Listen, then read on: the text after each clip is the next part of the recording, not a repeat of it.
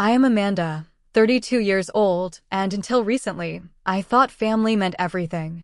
Growing up with my older sister Stephanie, I always imagined we would support each other through life. For years, I saved every penny toward my dream of owning a home, something I had wanted since childhood. Never did I imagine that this dream would tear my family apart. What started as a simple financial decision spiraled into betrayal, so deep that it made me question everything I thought I knew about family loyalty. Before I get into my story, let me know where you are watching from in the comments below.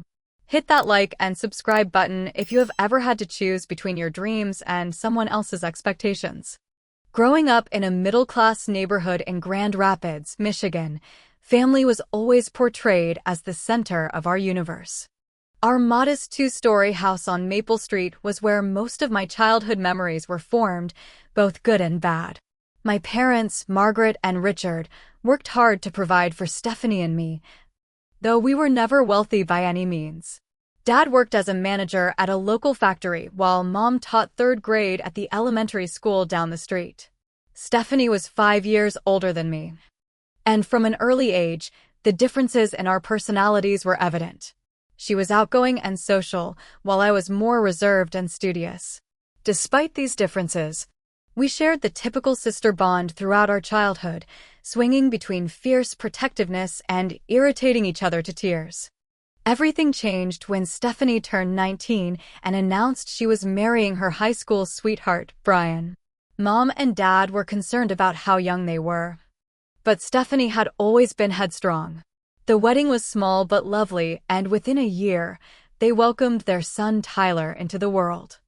I was only 14 at the time and remember being fascinated by my tiny nephew, though I had no desire to follow in my sister's footsteps anytime soon. While Stephanie embraced motherhood and settled into her role as a young wife, I took a different path. Throughout high school, I focused intensely on my studies, determined to get into a good college and build a career. When I received a partial scholarship to Michigan State University to study accounting, my parents were proud but also somewhat distant about my achievement. It was as if pursuing education instead of starting a family was a path they respected but did not fully understand. College was financially challenging. My scholarship covered only about half of my tuition, and my parents could offer minimal help since they were still recovering from paying for Stephanie's wedding. I worked too, sometimes 3 part-time jobs while maintaining my course load. There were nights I would finish a late shift at the campus coffee shop, head straight to the library to study until dawn, then catch a couple hours of sleep before morning classes. During those years, Stephanie was building her life with Brian and Tyler in a small rental house not far from our parents. Brian worked as a mechanic at a local garage, and Stephanie took on part-time retail jobs when she could.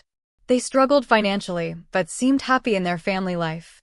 Whenever I would visit during breaks, the conversation inevitably turned to Tyler's milestones and Stephanie's challenges as a mother, with little interest in my academic pursuits. After graduating with honors, I secured an entry-level position at a respectable accounting firm in Grand Rapids. I chose to return to my hometown partly to be close to family and partly because the cost of living was more manageable as I began tackling my student loans.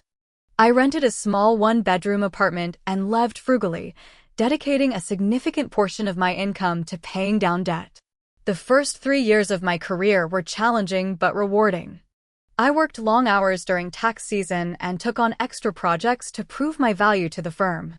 My dedication paid off when I was promoted to senior accountant with a substantial salary increase. For the first time in my life, I felt financially secure, though I still maintained my frugal habits. With my student loans finally paid off after 5 years of aggressive payments, I began saving for what had always been my dream, owning my own home.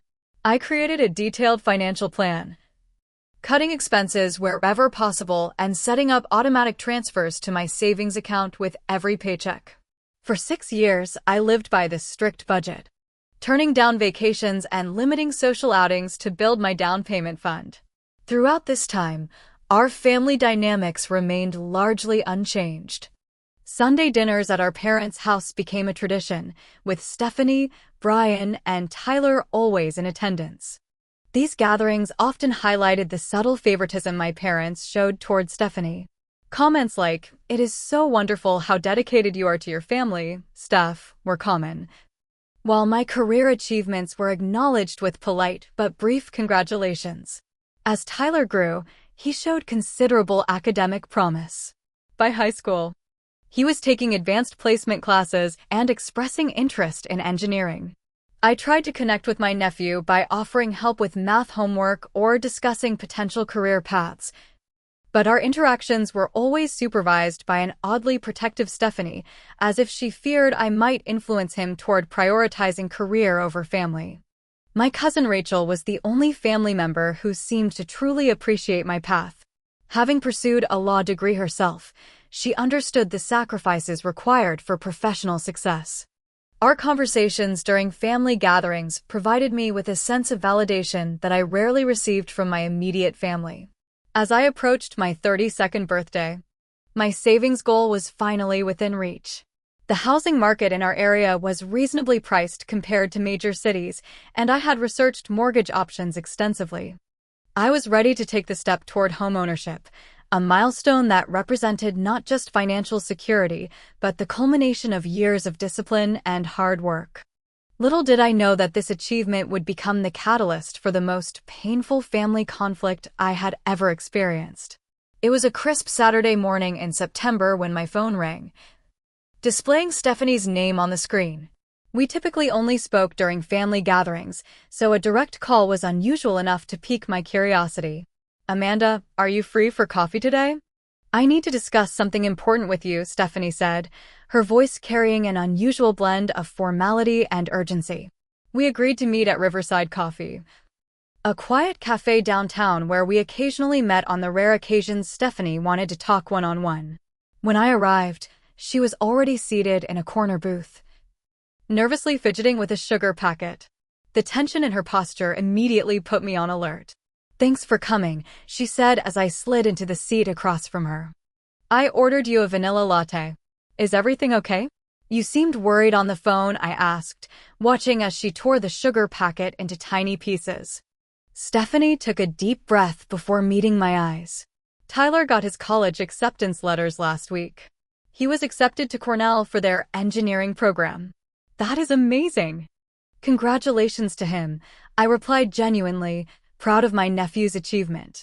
"Yes, we are incredibly proud," she said, a smile briefly lighting her face before fading. "But there is an issue with the tuition.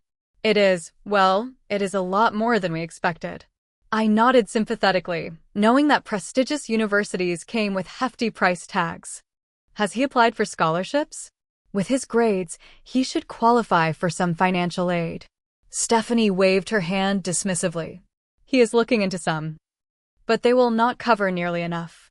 Brian and I have been trying to figure out how to make this work, but with the economy and Brian's garage struggling." She paused, taking another deep breath before continuing. "Amanda, we need your help. We want Tyler to have this opportunity, but we simply cannot afford it. We were hoping you could contribute to his education."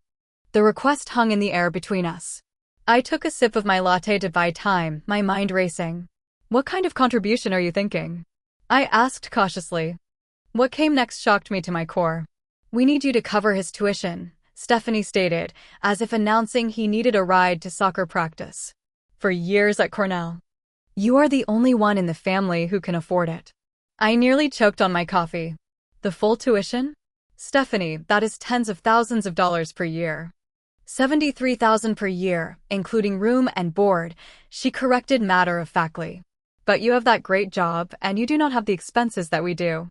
No children, no mortgage." My shock must have been evident because Stephanie quickly continued, "It is family money, Amanda. You have always been so good with finances. We assumed you have been saving all these years." "I have been saving," I admitted, "but for a down payment on a house. I am finally close to having enough." Stephanie's expression shifted from hopeful to incredulous. "A house? You live alone. What do you need a house for?" "This is Tyler's future we are talking about. Your nephew." The conversation was rapidly spiraling in a direction I had not anticipated. I felt cornered, guilty, and increasingly defensive. I understand it is important, I said carefully, but I have been working toward this goal for 6 years. My entire financial plan has been built around it. So you would choose a building over your own family? Over Tyler's education? Stephanie's voice rose slightly, drawing glances from nearby patrons. That is not fair, I protested. I have worked incredibly hard for this. I put myself through college with minimal help, worked multiple jobs, paid off my own student loans. And now you have the chance to make sure Tyler does not have to struggle like you did, she countered. Isn't that what family does? Support each other? The irony of her statement was not lost on me, considering the lack of support I had received during my own educational journey. But I kept that thought to myself. Have you and Brian looked into Parent Plus loans? Or maybe Tyler could attend a state school for undergrad and then transfer or apply to Cornell for graduate studies, I suggested, trying to find alternative solutions. Stephanie's face hardened. We do not want Tyler to settle for less than he deserves. He has earned this opportunity. I am not saying he should settle, I clarified. I am just suggesting alternatives that might be more financially feasible. You do not even have kids, Amanda. You do not understand what it is like to want the absolute best for your child, she said, the words stinging more than she probably realized. I took a moment to collect my thoughts, feeling increasingly uncomfortable with both the request and the direction of the conversation. I need some time to think about this, I finally said. It is a huge financial commitment, and I need to look at my options. Stephanie's expression softened slightly, clearly interpreting my response as leaning toward agreement. Of course, take a few days. But Tyler needs to make his decision by the end of the month. As we parted ways outside the cafe, Stephanie hugged me, whispering, I know you will do the right thing. You always do. The drive home was a blur of conflicting emotions. Part of me felt guilty for not immediately agreeing to help my nephew. Another part felt angry at the presumption that my savings were available for family use, as if my own goals and dreams were secondary. The weight of the decision pressed down on me as I pulled into my apartment complex, my sanctuary feeling suddenly small and insufficient against the magnitude of what was being asked of me. That night, I tossed and turned, playing out scenarios in my mind. If I helped Tyler, my house would remain a distant dream for many more years. If I refused, I would be cast as the selfish aunt who prioritized material possessions over family. It felt like an impossible choice. A no-win situation that would forever alter my relationship with my sister and possibly the entire family. Sleep eluded me that night as I wrestled with Stephanie's request. At 3 a.m, I gave up trying to rest and instead opened my laptop, creating a detailed spreadsheet of my finances.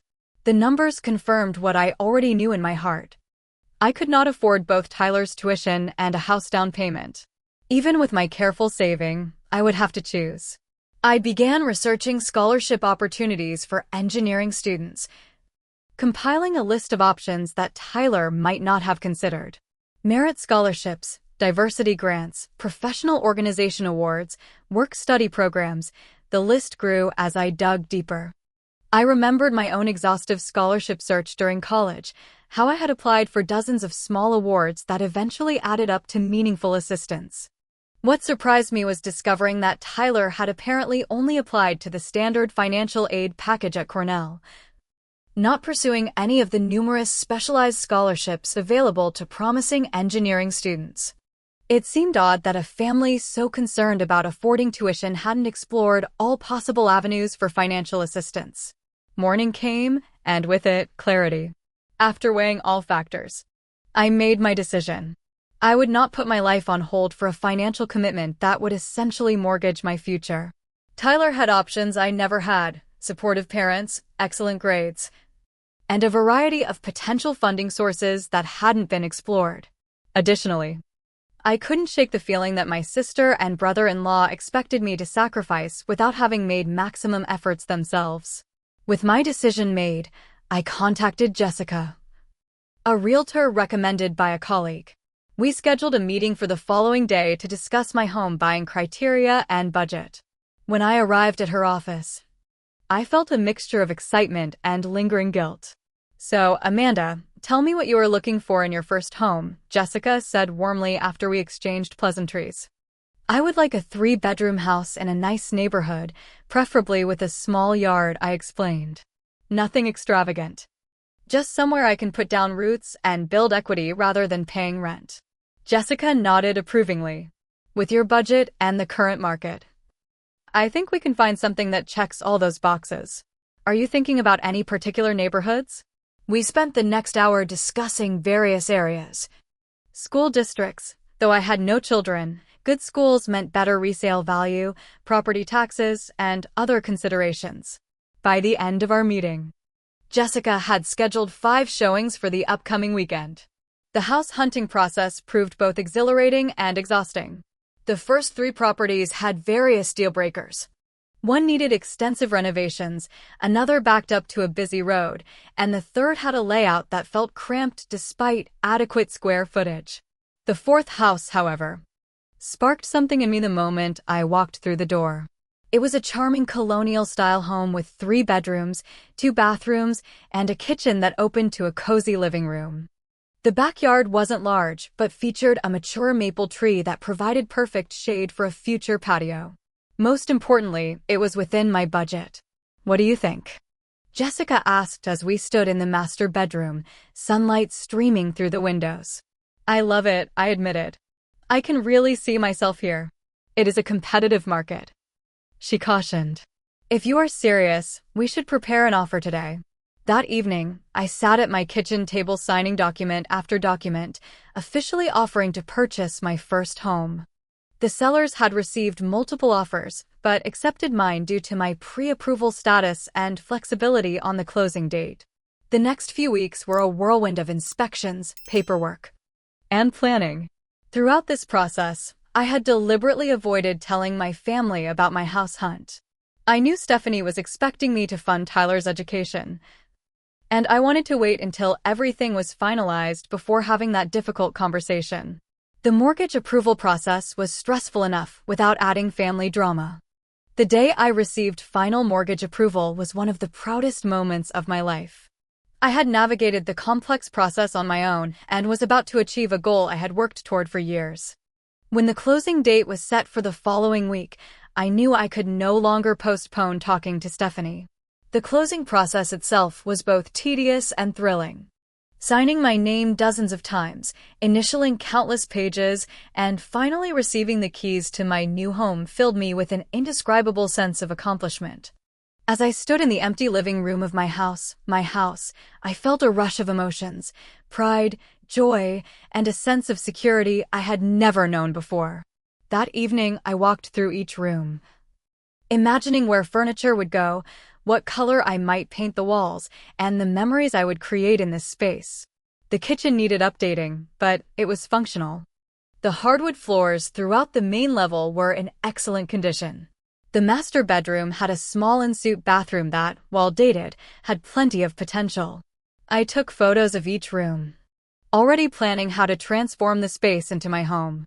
I decided I would paint the living room a soft sage green, the kitchen a warm cream, and my bedroom a tranquil blue. Small projects I could handle myself to personalize the space without breaking my budget. As I sat on the floor of what would become my home office, I reflected on how this moment represented not just a financial investment, but an investment in myself and my future.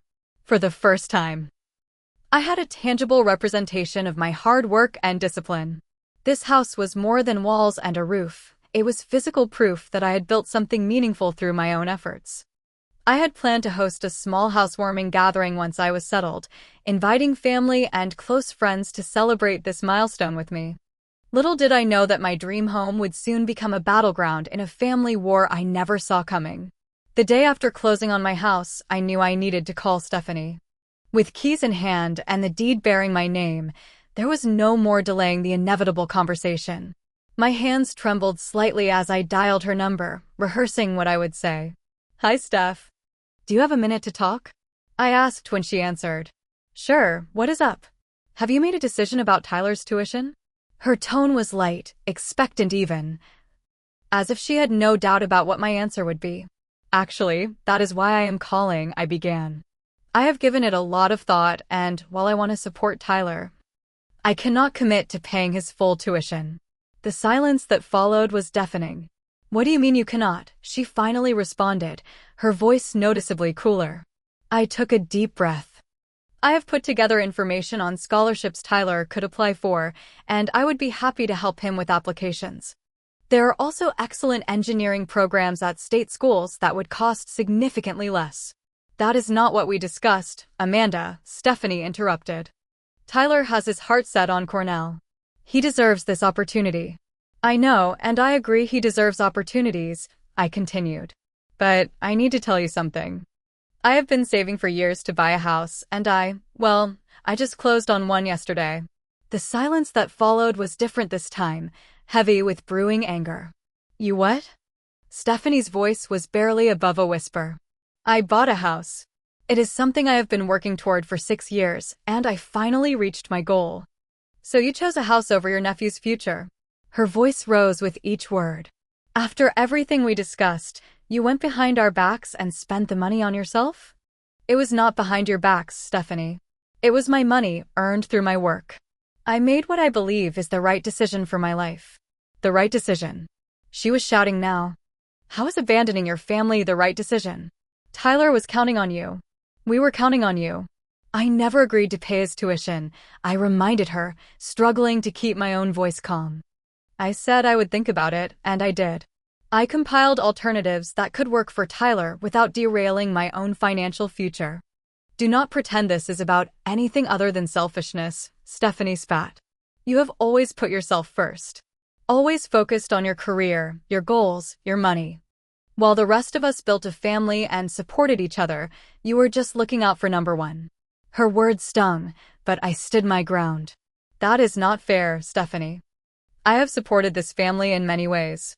But I cannot and will not put myself in financial jeopardy, even for Tyler. Financial jeopardy, she scoffed. You just bought a house. Clearly you are doing fine. I bought a house because I saved carefully and planned for it. Paying for 4 years at Cornell would drain every penny I have and put me in debt.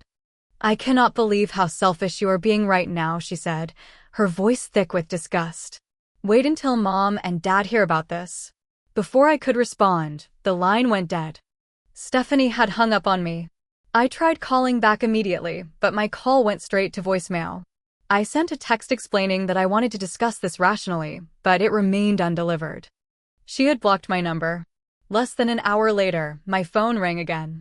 This time it was my mother. Amanda, what is this Stephanie is telling me? That you refused to help Tyler with college because you bought yourself a house. Mom's voice carried a disappointment that made my stomach clench. Mom, it is more complicated than that. I began. I never actually promised to pay for his college. Stephanie just assumed I would. But you knew how important this was to them, to Tyler, she countered. How could you make such a major purchase knowing your nephew needed that money for his education? It was my money, Mom. Money I earned and saved specifically for this purpose. I tried to explain, frustration building. Tyler has options for college that do not involve me spending every penny I have saved. I thought we raised you to put family first, she said. The guilt trip evident in her tone. Your father and I are very disappointed in your choice. Before I could properly defend myself, I heard my father's voice in the background. Asking for the phone. Amanda, Dad's gruff voice came through. What were you thinking? That boy has worked hard for this opportunity. And you are standing in his way because you wanted a fancy house. It is not a fancy house, Dad. It is a modest starter home that I can actually afford, I said, tears threatening. And I am not standing in Tyler's way. There are scholarships, loans, and other schools that offer excellent engineering programs. Sounds to me like you are making excuses for choosing material things over family, he replied. I never thought I would see the day when my daughter would turn her back on her own blood like this. The conversation deteriorated from there, with neither of my parents willing to hear my perspective. By the time the call ended, it was clear they had already formed their opinion based solely on Stephanie's version of events. That evening, my phone began buzzing with notifications. Stephanie had sent a group text to our extended family, aunts, uncles, cousins, even family friends. The message portrayed me as having promised to pay for Tyler's education and then cruelly backing out to buy myself a luxury home instead. It was a complete distortion of the truth. But the damage was done. Within hours, I was inundated with messages expressing disappointment, shock, and in some cases, outright condemnation of my character. Aunt Patricia wrote, "Family should always come first. Shame on you." Uncle Robert messaged, "Never thought you were the type to break promises, Amanda." Cousin Mark, who I had always been close with, simply sent, "Wow.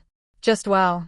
The barrage of messages triggered a panic attack, something I had not experienced since the stress of final exams in college. My chest tightened, breathing became difficult, and tears flowed freely as I curled up on the bare floor of my new living room, feeling utterly alone in what should have been my sanctuary. Just as I was beginning to calm myself, a loud knocking at the front door startled me.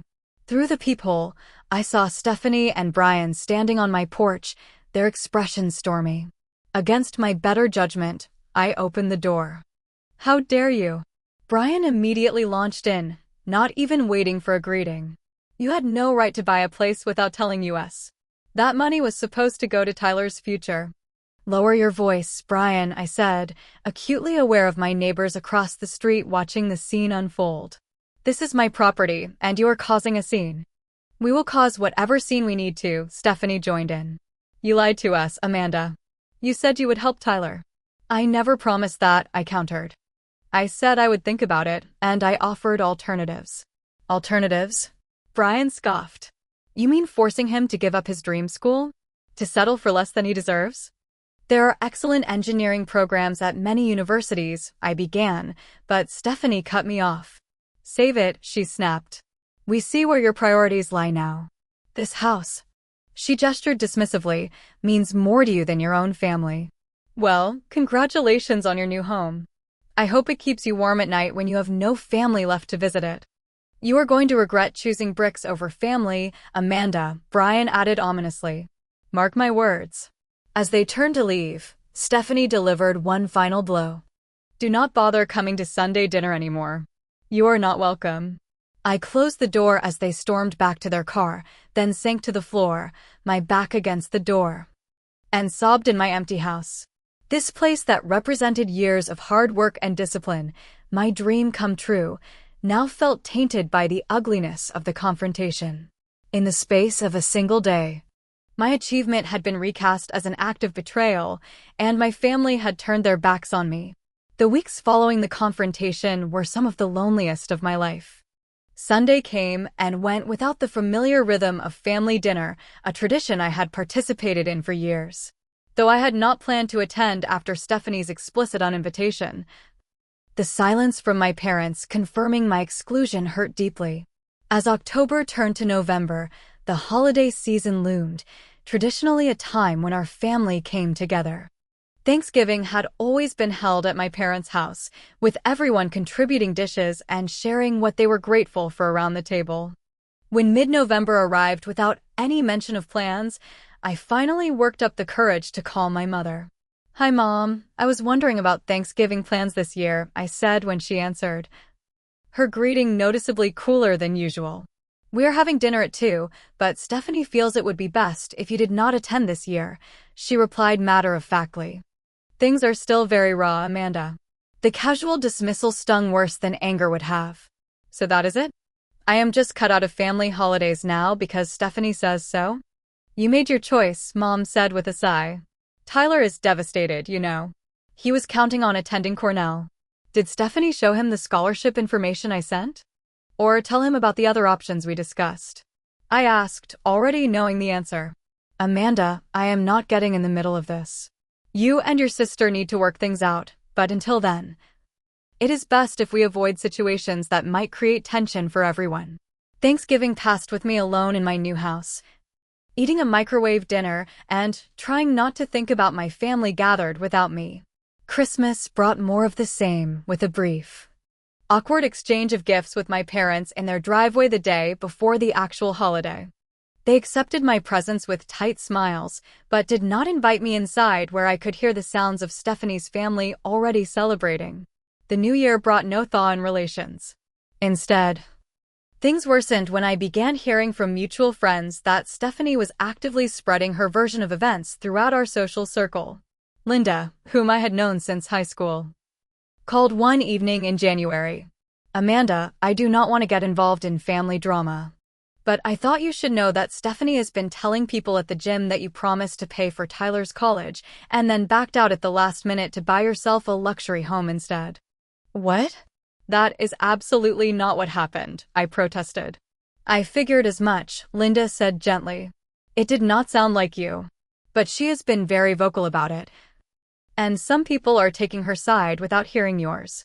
Similar reports came from other friends and acquaintances, each more disheartening than the last. My reputation in our relatively small community was being systematically dismantled by my own sister, and there seemed little I could do to counter her narrative without appearing defensive or petty. In April, I spotted a Facebook post from my mother about Tyler's high school graduation party. It was the first I had heard of any celebration, making it clear I had not been included on the guest list. The comments section was filled with congratulations and confirmations of attendance from family members who were now barely speaking to me. A week later, I unexpectedly ran into my cousin Rachel at the grocery store. Unlike the rest of the family, Rachel had not sent any judgmental messages after Stephanie's group text, but she had also not reached out in support. "Amanda, how are you?" she asked, seeming genuinely concerned as we met in the produce section. "Managing," I replied honestly. "It has been a difficult few months." Rachel glanced around before lowering her voice. "I have wanted to call you, but Stephanie has everyone convinced you did something terrible. She told everyone you promised to pay Tyler's full tuition and then backed out at the last minute after he had already turned down other schools." My stomach dropped. That is absolutely not true. He had just received his acceptance letters when she asked me. "I never promised anything." Rachel nodded. I suspected there was more to the story. Stephanie can be persuasive with her version of events. "Has Tyler decided where he is going to college?" I asked, realizing I had no idea what had happened with my nephew's education plans. "That is another thing," Rachel said hesitantly. "Your parents remortgaged their house to help pay for Cornell. They're in their 60s, Amanda. That money was supposed to be their retirement cushion." The news hit me like a physical blow. My parents had put their financial security at risk rather than consider the alternatives I had suggested or ask Tyler to consider more affordable options. The manipulation and guilt trips suddenly made even more sense. "I had no idea," I whispered, leaning against my shopping cart for support. "There is more," Rachel continued. "Stephanie and Brian are telling everyone how much they are sacrificing for Tyler's education, but they just bought a brand new Cadillac Escalade last month. Hardly seems like a family in financial distress, does it?" After parting ways with Rachel, I attempted to call my parents, wanting to discuss what I had learned about their remortgage. My calls went straight to voicemail. Text messages remained unread. When I drove by their house on a Saturday afternoon, hoping to catch them at home, I discovered I had been blocked on social media when trying to check if they had posted about being out of town. My mother had always been active on Facebook, sharing family photos and updates. Now, I could no longer see any of her posts. Using a friend's account, I discovered multiple posts from my mother and Stephanie about toxic family members and the importance of cutting out negative influences, clearly directed at me though I was never named. The isolation and stress began affecting other areas of my life. At work, my concentration suffered. I made minor errors that required correction, something unusual for my typically meticulous accounting style. My sleep became erratic, either elusive or plagued by dreams of confrontations and rejection. I lost weight as my appetite diminished, and dark circles became permanent features under my eyes. After a particularly difficult day when I had to excuse myself from a client meeting due to a sudden onset of tears, I recognized I needed professional help. My employee benefits included mental health coverage, and I scheduled an appointment with Dr. Kimberly Watson, a therapist specializing in family conflict. Our first session was emotionally draining as I recounted the entire situation from Stephanie's initial request to the current family estrangement. It sounds like you are experiencing significant grief, Dr. Watson observed. Even though no one has died, you are grieving the loss of your family relationships and the identity you had within your family system. I just do not understand how it spiraled so quickly, I admitted. How one decision about my own money could result in being completely cut off. Based on what you have described, this conflict likely is not really about the money, she suggested. It seems to have activated long-standing dynamics in your family system. Your sister's expectation that you would fund her son's education suggests an established pattern where your needs and boundaries were considered secondary to hers. As we continued our sessions over the following weeks, I began to recognize patterns I had previously normalized, my parents consistently prioritizing Stephanie's choices and needs, the family's collective dismissal of my career achievements, the expectation that I would make sacrifices without reciprocal support for my goals. What you are describing sounds like a form of financial exploitation, Dr. Watson noted during one session. There seems to be a pattern in your family where your financial success is viewed not as your personal achievement, but as a resource for others to access.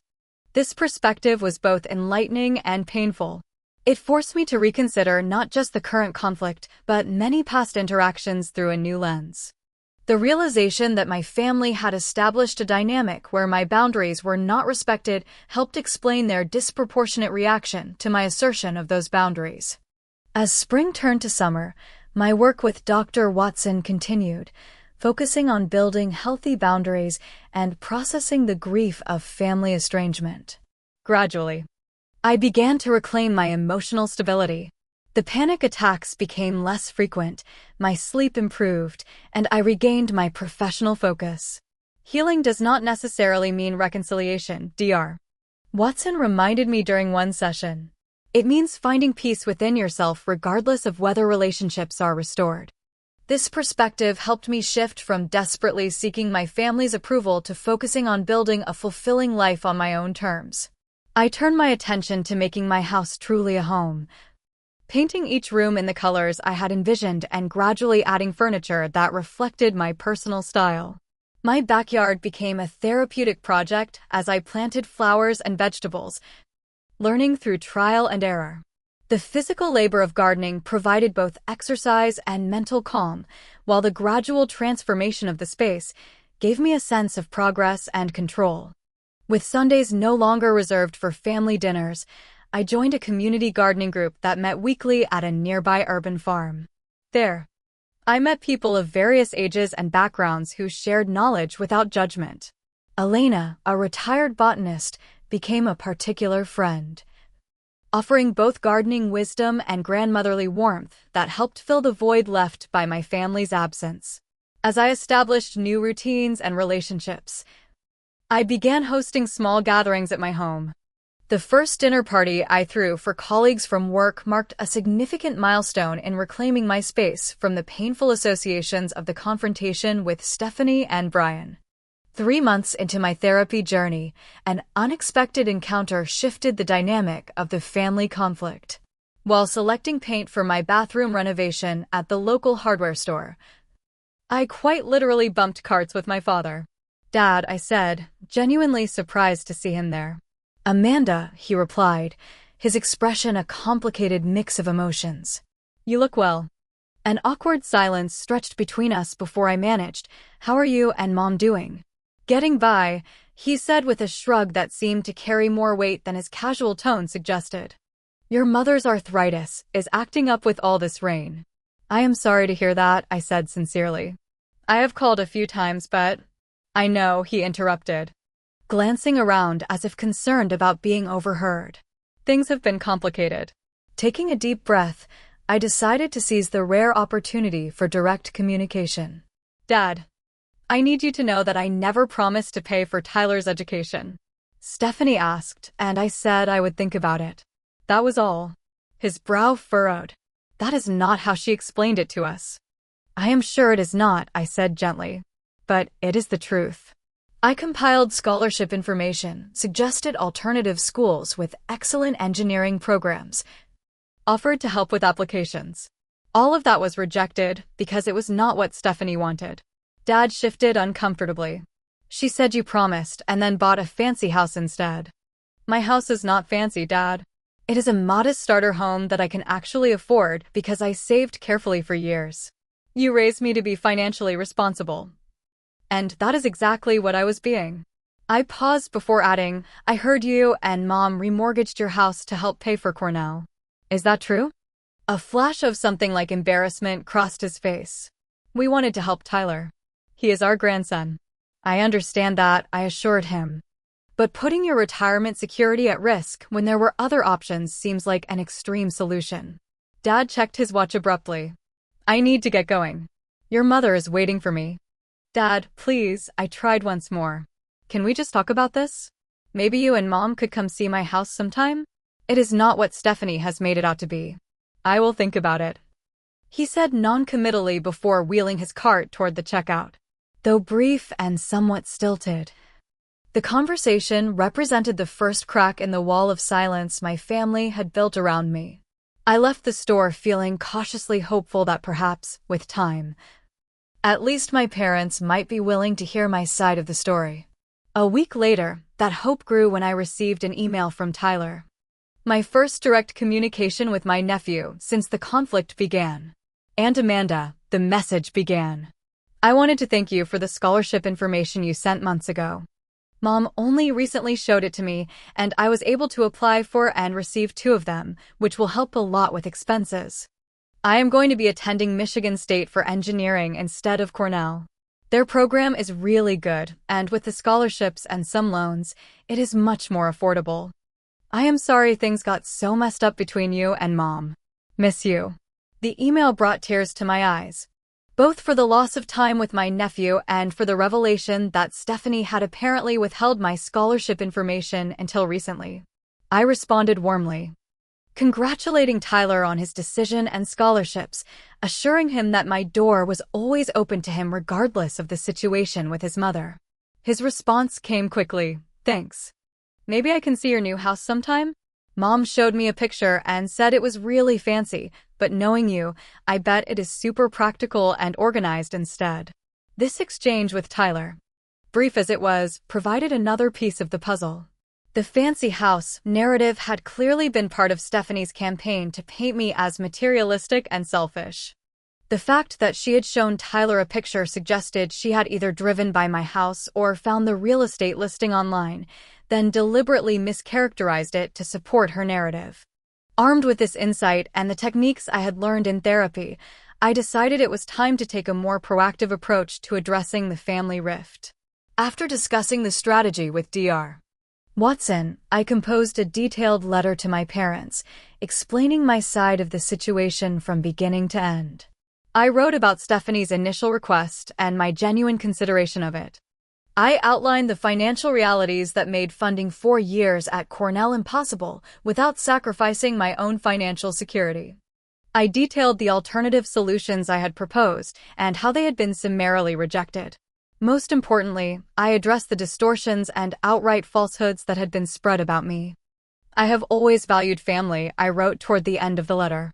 But family relationships must be built on mutual respect, honesty, and recognition of each person's autonomy. What happened was not about choosing a house over Tyler's education. It was about maintaining healthy boundaries and making responsible financial decisions. I remain open to healing our relationship. But that healing must be based on truth and mutual respect, not on accepting blame for things I did not do. After reviewing the letter with Dr. Watson to ensure it struck the right balance between assertiveness and openness to reconciliation, I mailed copies to both my parents, deliberately choosing physical mail over email to make it harder to ignore or delete without reading. 2 weeks passed with no response, and I tried to accept that my parents might not be ready or willing to consider my perspective. Then, on a rainy Tuesday afternoon, my doorbell rang. When I opened the door, I found my mother standing on the porch, looking older and more uncertain than I had ever seen her. "May I come in?" she asked quietly. I stepped aside, wordlessly inviting her into my home for the first time. She followed me to the kitchen, where I offered her tea. As the kettle boiled, she looked around, taking in the modest but warm space I had created. "This is not what Stephanie described," she finally said. "No, I imagine it is not," I replied, setting a mug of tea in front of her. "Your letter," she began, then paused. It made me realize there are things Stephanie told us that do not add up. "Like what?" I asked, sitting across from her at my small kitchen table. "She said you had promised to pay for Cornell, that Tyler had turned down other schools because of your promise." Mom sipped her tea before continuing. "But Tyler told us recently that he had only just received his acceptance letters when Stephanie spoke to you." I nodded. "That is true. There was never a promise, Mom. Only Stephanie's assumption that I would pay because, in her words, I did not have expenses like she did." My mother looked down at her hands. "I should have asked you directly instead of just believing her version." It was not a full apology, but it was an acknowledgement, and, for now, that was enough. "There has been a lot of hurt on all sides," I said carefully. "But I would like to find a way forward if possible." "Your father and I have been talking," she admitted. "After your letter and some things that came to light recently. The remortgage has been challenging. And then Stephanie and Brian bought that new car when they had told us they could not contribute anything to Tyler's education." The conversation that followed was not easy.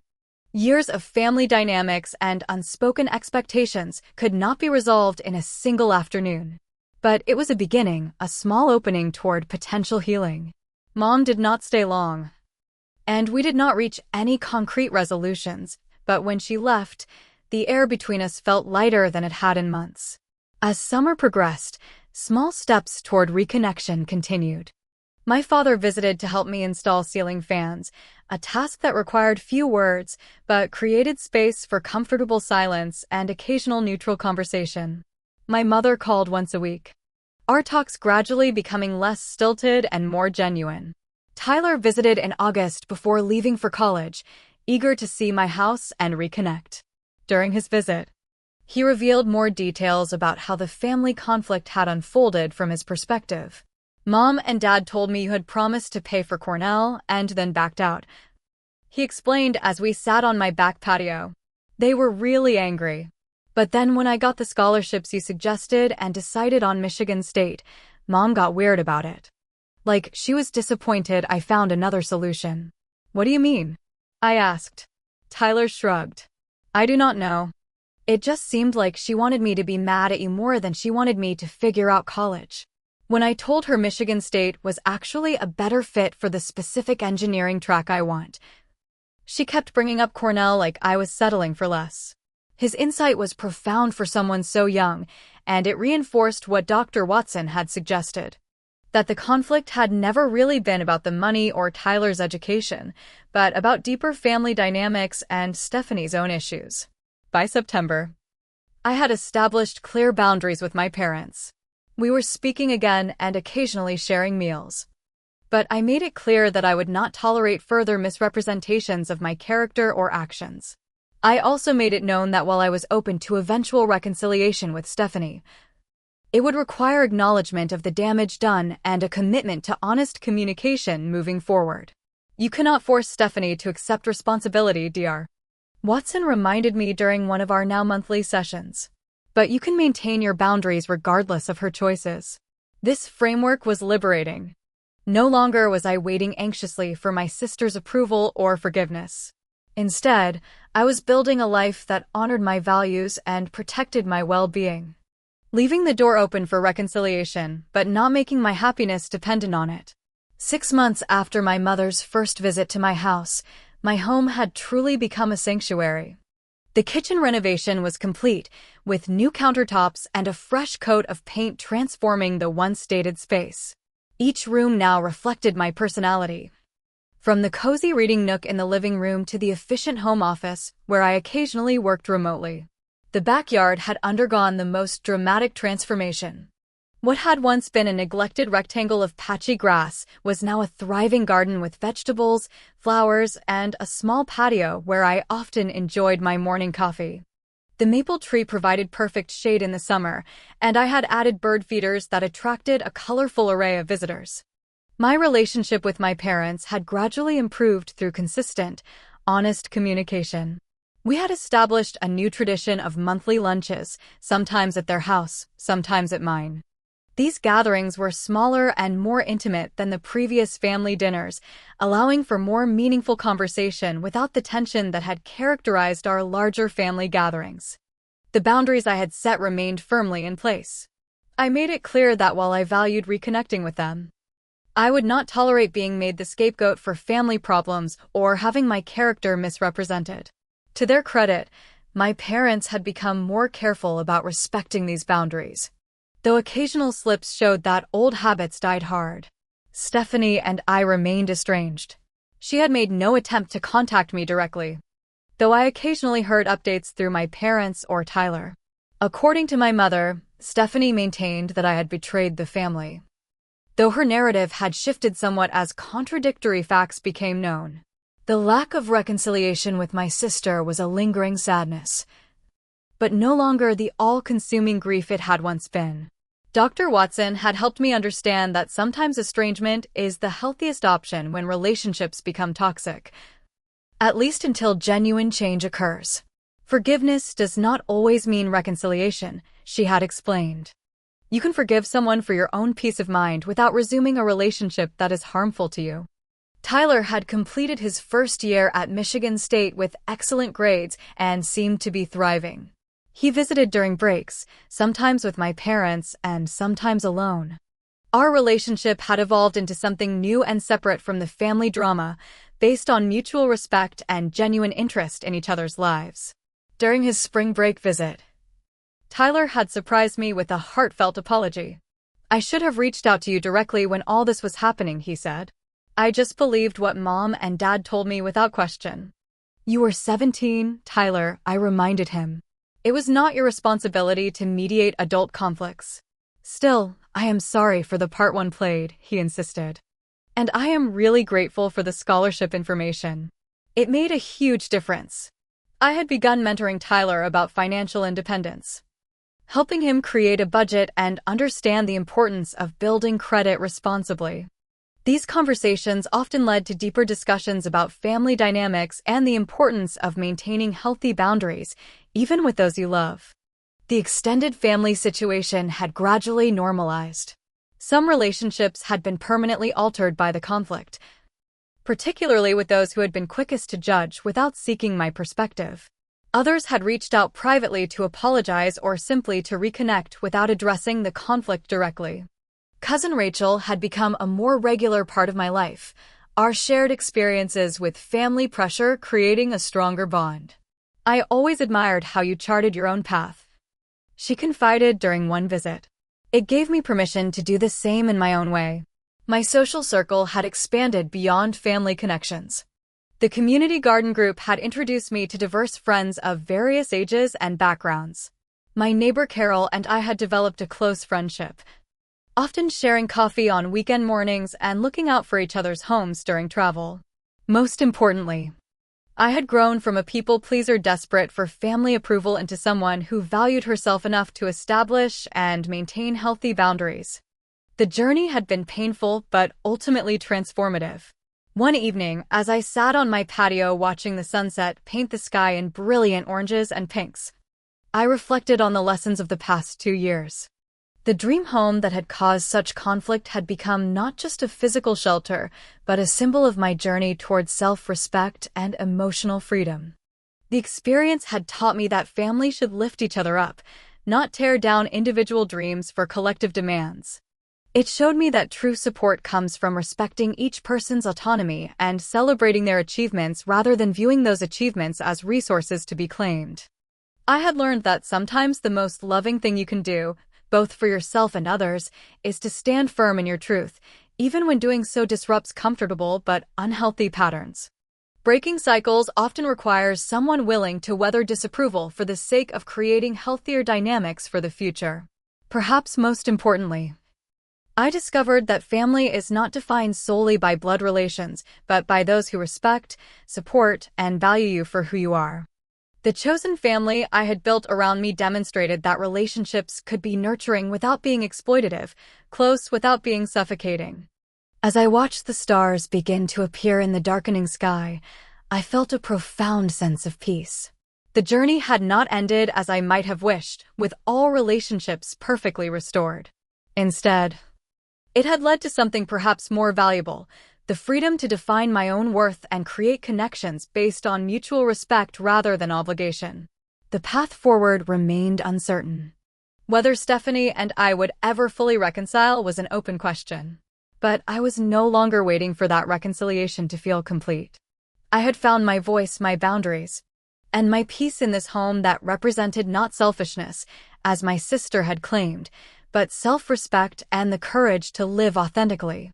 Have you ever had to make a difficult choice between your own needs and someone else's expectations? How did you handle it? I would love to hear your stories in the comments below. If this resonated with you, please like and subscribe to show your support. And remember, standing up for yourself is not selfish, it is necessary for your well-being. Thank you for joining me on this journey, and I wish you the courage to honor your own boundaries, whatever they may be.